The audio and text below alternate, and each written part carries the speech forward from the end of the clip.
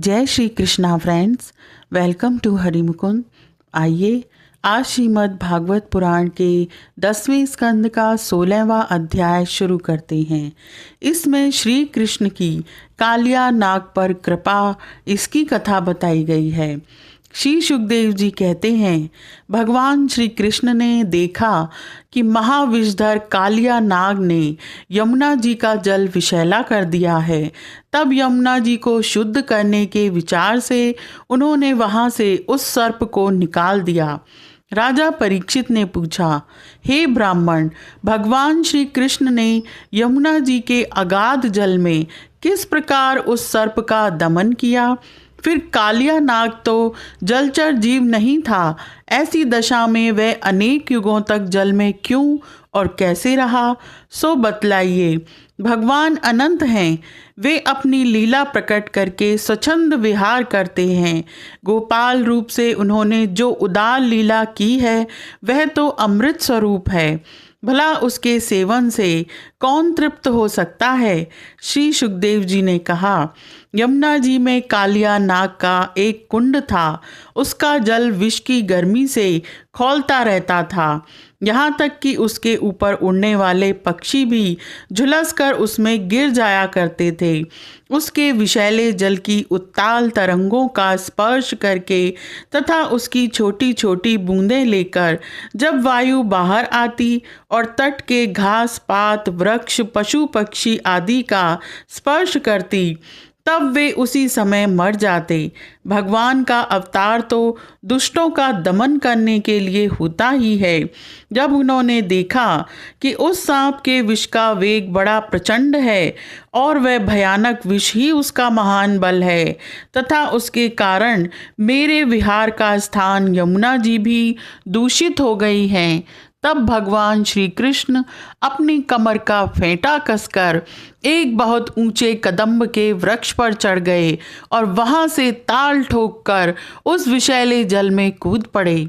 यमुना जी का जल सांप के विष के कारण पहले से ही खौल रहा था। उसकी तरंगें लाल पीली और अत्यंत भयंकर उठ रही थी।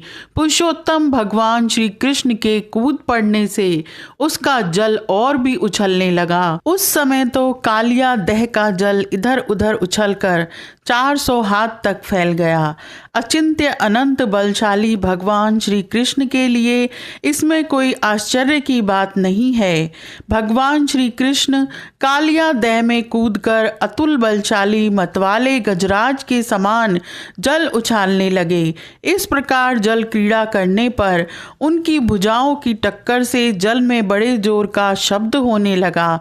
आँख से ही सुनने वाले कालिया नाग ने वह आवाज़ सुनी और देखा कि कोई मेरे निवास स्थान का तिरस्कार कर रहा है। उसे यह सहन न हुआ। वह चिढ़कर भगवान श्री कृष्ण के सामने आ गया। उसने देखा कि सामने एक सांवला सलोना बालक है। इतना आकर्षक रूप होने पर भी जब कालिया नाग ने देखा कि यह बालक तनिक भी न डरकर इस विषैले जल में मौज से खेल रहा है, तब उसका क्रोध और भी बढ़ गया। उसने श्री कृष्ण को मर्म स्थानों में डसकर अपने शरीर के बंधन से उन्हें जकड़ लिया। भगवान श्री कृष्ण नागपाश में बंधकर निश्चेष्ट हो गए। यह देखकर उनके प्यारे सखा ग्वाल बाल बहुत ही पीड़ित हुए और उसी समय दुख, पश्चाताप और भय से मूर्छित होकर पृथ्वी पर गिर पड़े। गाय, बैल, बछिया और बछड़े बड़े दुख से डकराने लगे। श्री कृष्ण की ओर ही उनकी टकटकी बंध रही थी। वे डरकर इस प्रकार खड़े हो गए मानो रो रहे हों। उस समय उनका शरीर हिलता डोलता तक न था। इधर व्रज में पृथ्वी, आकाश और शरीर में बड़े भयंकर भयंकर तीनों प्रकार के उत्पात उठ खड़े हुए, जो इस बात की सूचना दे रहे थे कि बहुत ही शीघ्र कोई अशुभ घटना घटने वाली है। नंद बाबा आदि गोपों ने पहले तो उन अपशगुनों को देखा और पीछे से यह जाना कि आज श्री कृष्ण बिना बलराम के ही गाय चराने चले गए। वे भय से व्याकुल हो गए। वे भगवान का प्रभाव नहीं जानते थे, इसलिए उन अपशकुनों को देखकर उनके मन में यह बात आई कि आज तो श्री कृष्ण की मृत्यु ही हो गई होगी। वे उसी क्षण दुख, शोक और भय से आतुर हो गए। क्यों न हो, श्री कृष्ण ही उनके प्राण, मन और सर्वस्व जो थे। ब्रज के बालक, वृद्ध और स्त्रियों का स्वभाव गायों जैसा ही वात्सल्यपूर्ण था। वे मन में ऐसी बात आते ही अत्यंत दीन हो गए और अपने प्यारे कन्हैया को देखने की उत्कट लालसा से घर द्वार छोड़कर निकल पड़े। बलराम जी स्वयं भगवान के स्वरूप और सर्वशक्तिमान हैं। उन्होंने जब ब्रजवासियों को इतना कातर और इतना आतुर देखा तब उन्हें हंसी आ गई, परंतु वे कुछ बोले नहीं, चुप ही रहे, क्योंकि वे अपने छोटे भाई श्री कृष्ण का प्रभाव भली भांति जानते थे। ब्रजवासी अपने प्यारे श्री कृष्ण को ढूंढने लगे। कोई अधिक कठिनाई न हुई, क्योंकि मार्ग में उन्हें भगवान के चरण चिन्ह मिलते जाते थे। जौ, कमल, अंकुश आदि से युक्त होने के कारण उन्हें पहचान होती जाती थी। इस प्रकार वे यमुना तट की ओर जाने लगे। मार्ग में गौओं और दूसरों के चरण चिन्हों के बीच बीच में भगवान के चरण चिन्ह भी दिख जाते थे। उनमें कमल, जौ, अंकुश, वज्र और ध्वजा के चिन्ह बहुत ही स्पष्ट थे। उन्हें देखते हुए वे बहुत शीघ्रता से चले। उन्होंने दूर से ही देखा कि कालिया देह में कालिया नाग के शरीर से बंधे हुए श्री कृष्ण चेष्टाहीन हो रहे हैं। कुंड के किनारे पर ग्वाल बाल अचेत पड़े हुए हैं। ये सब देखकर वे सब गोप अत्यंत व्याकुल और अंत में मूर्छित हो गए। गोपियों का मन अनंत गुण गण निलय भगवान श्री कृष्ण के प्रेम के रंग में रंगा हुआ था।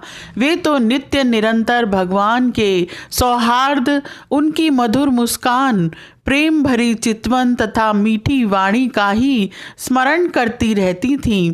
जब उन्होंने देखा कि हमारे प्रियतम श्याम सुंदर को काले सांप ने जकड़ रखा है, तब तो उनके हृदय में बड़ा ही दुख और बड़ी ही जलन हुई।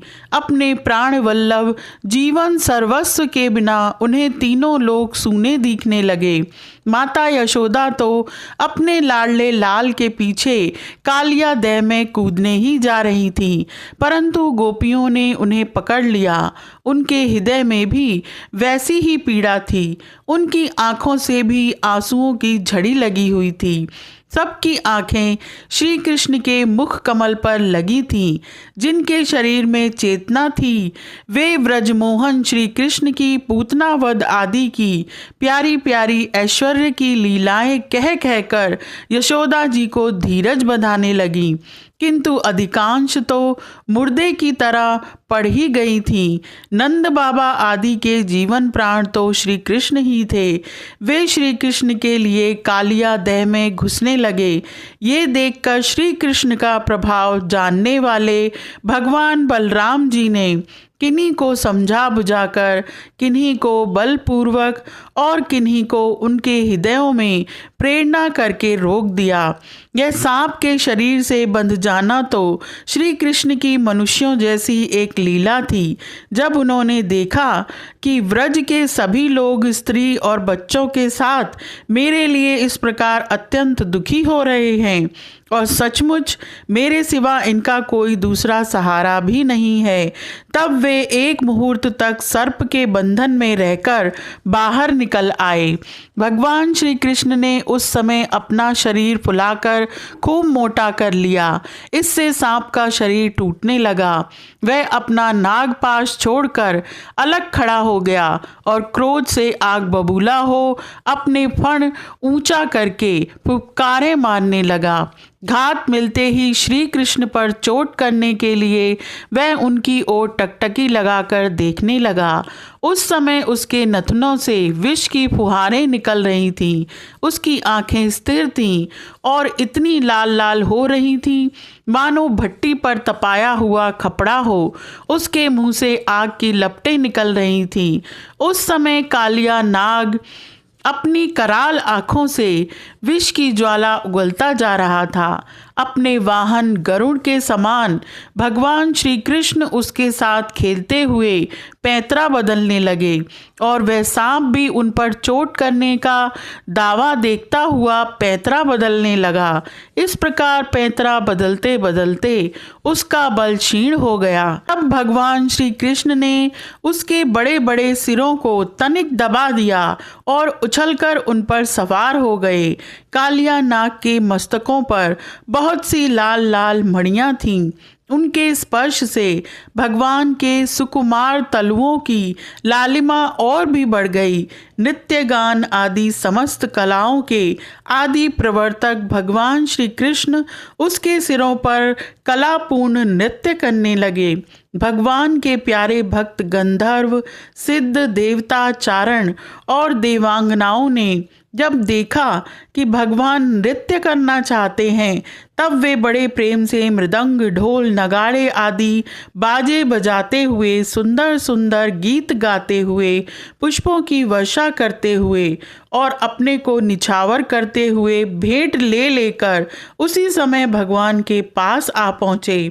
कालिया नाग के 101 सिर थे। वह अपने जिस सिर को नहीं झुकाता था, उसी को प्रचंड दंडधारी भगवान अपने पैरों की चोट से कुचल डालते। इससे कालिया नाग की जीवन शक्ति क्षीण हो चली। वह मुंह और नथनों से खून उगलने लगा। अंत में चक्कर काटते काटते वह बेहोश हो गया। तनिक भी चेत होता तो वह अपनी आंखों से विष उगलने लगता और क्रोध के मारे जोर जोर से फुफकारे मारने लगता। इस प्रकार वह अपने सिरों में से जिस सिर को ऊपर उठाता, उसी को नाचते हुए भगवान श्री कृष्ण अपने चरणों की ठोकर से झुकाकर रौंद डालते। उस समय पुराण पुरुषोत्तम भगवान श्री कृष्ण के चरणों पर जो खून की बूंदें पड़ती थीं, उनसे ऐसा मालूम होता मानो रक्त पुष्पों से उनकी पूजा की जा रही हो। भगवान के इस अद्भुत तांडव नृत्य से कालिया के फन रूप छत्ते छिन्न भिन्न हो गए। उसका एक एक अंग चूर चूर हो गया और मुंह से खून की उल्टी होने लगी। अब उसे सारे जगत के आदि शिक्षक पुराण पुरुष भगवान नारायण की स्मृति हुई। वह मन ही मन भगवान की शरण में गया। भगवान श्री कृष्ण के उदर में संपूर्ण विश्व है, इसलिए उनके भारी बोझ से कालिया नाग के शरीर की एक एक गांठ ढीली पड़ गई। उनकी एड़ियों की चोट से उसके छत्र के समान फन छिन्न भिन्न हो गए। अपने पति की यह दशा देखकर उसकी पत्नियां भगवान की शरण में आईं।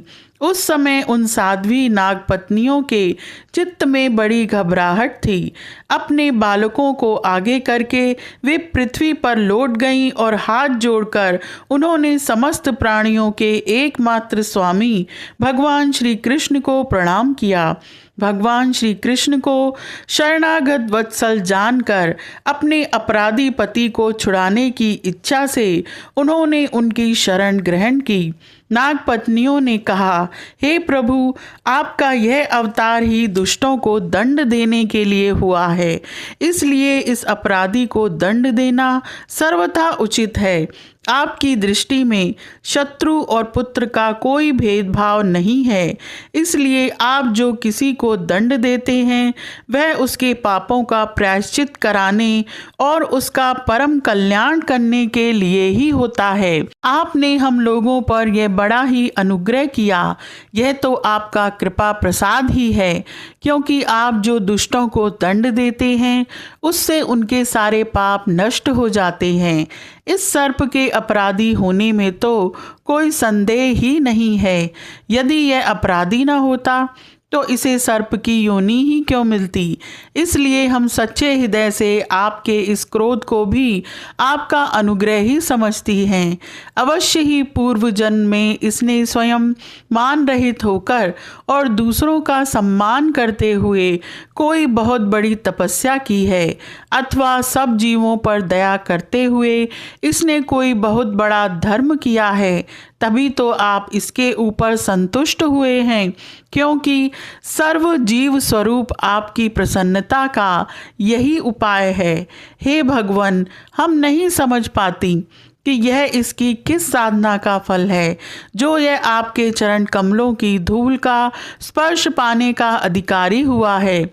आपके चरणों की रज इतनी दुर्लभ है कि उसके लिए आपकी अर्धांगिनी लक्ष्मी जी को भी बहुत दिनों तक समस्त भोगों का त्याग करके नियमों का पालन करते हुए तपस्या करनी पड़ी थी।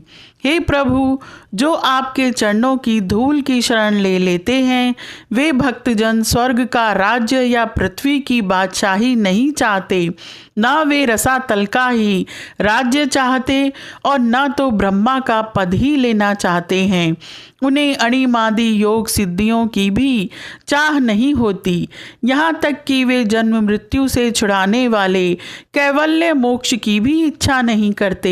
हे स्वामी, यह नागराज तमोगुणी योनि में उत्पन्न हुआ है और अत्यंत क्रोधी है, फिर भी इसे आपकी वह परम पवित्र चरण रज प्राप्त हुई जो दूसरों के लिए सर्वथा दुर्लभ है, तथा जिसको प्राप्त करने की इच्छा मात्र से ही संसार चक्र में पड़े हुए जीव को संसार के वैभव संपत्ति की तो बात ही क्या, मोक्ष की भी प्राप्ति हो जाती है। हे प्रभु, हम आपको प्रणाम करती हैं।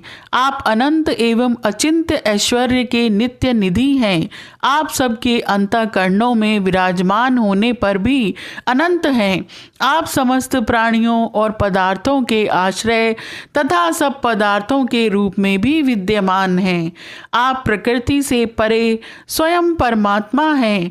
आप सब प्रकार के ज्ञान और अनुभवों के खजाने हैं। हे प्रभु, स्वामी को एक बार अपनी प्रजा का अपराध सह लेना चाहिए। यह मूढ़ है, आपको पहचानता नहीं है, इसलिए इसे क्षमा कर दीजिए। हे भगवान, कृपा कीजिए। अब यह सर्प मरने ही वाला है। साधु पुरुष सदा से ही हम अबलाओं पर दया करते आए हैं, अतः आप हमें हमारे प्राण स्वरूप पति देव को दे दीजिए। हम आपकी दासी हैं, हमें आप आज्ञा दीजिए आपकी क्या सेवा करें, क्योंकि जो श्रद्धा के साथ आपकी आज्ञाओं का पालन आपकी सेवा करता है, वह सब प्रकार के भयों से छुटकारा पा जाता है।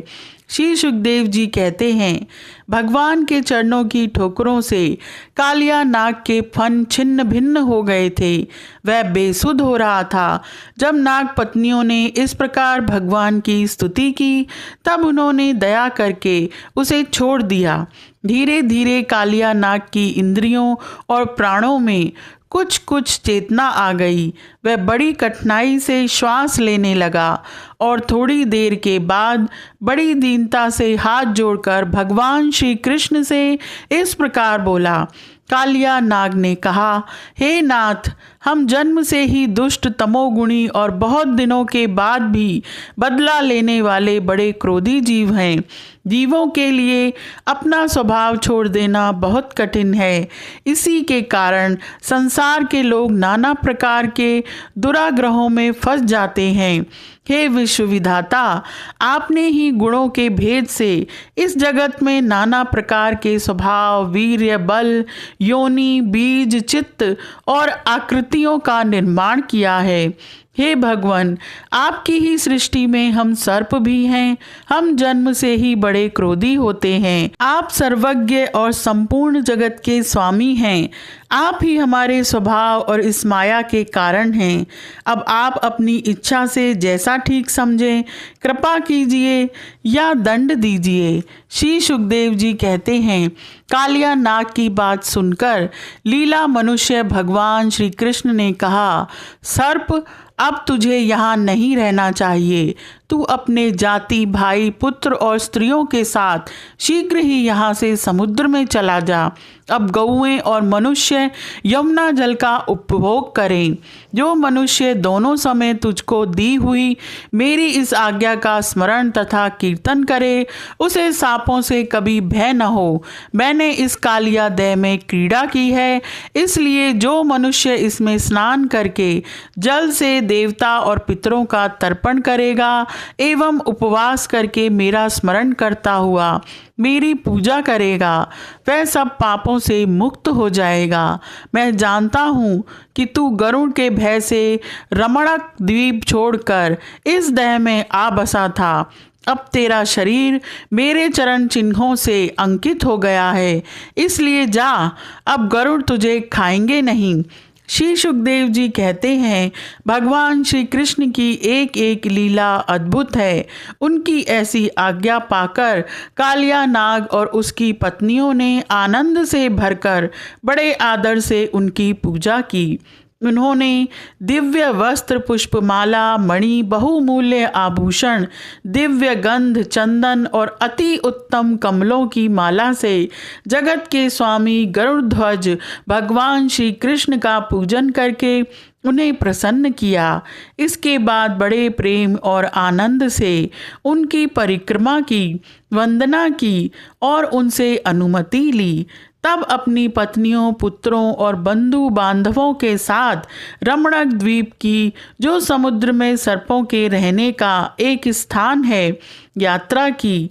लीला मनुष्य भगवान श्री कृष्ण की कृपा से यमुना जी का जल केवल विषहीन ही नहीं बल्कि उसी समय अमृत के समान मधुर हो गया। यह अध्याय यहीं समाप्त होता है। आज के लिए इतना ही। Please like, share and subscribe my channel. Thank you.